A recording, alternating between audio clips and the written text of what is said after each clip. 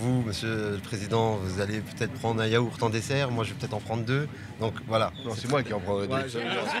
Il n'a pas pu s'en empêcher. Dès ce matin, François Hollande visitait une épicerie solidaire fondée en 2014. Au programme, des échanges avec les responsables de la boutique, la découverte des nouveaux locaux. Une démarche symbolique pour l'ancien président de la République, car cet établissement est destiné aux personnes précaires.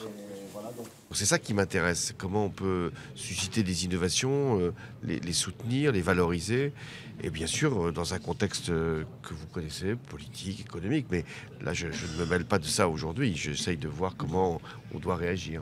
Officiellement, pas de retour à l'horizon. François Hollande est en campagne pour sa fondation créée en 2017 et destinée à soutenir des projets associatifs et solidaires. Pour démontrer son implication, il s'est rendu aux Journées de l'économie autrement. Soumis aux questions du public, l'ex-président a prêché les convaincus de son camp. On le sent très engagé et c'est plutôt bien d'avoir à la tête d'une fondation. Et les fondations sont très très importantes aujourd'hui pour le monde associatif, pour ce monde de l'économie autre, de l'économie alternative. Mais dans le reste de l'assistance, les avis sont plus mitigés. J'attends pas de retour politique particulier de la part de François Hollande. Voilà. Il est bien là à sa place. Tout à fait. Insuffisant, c'est-à-dire un énoncé très idyllique sur l'humanisme.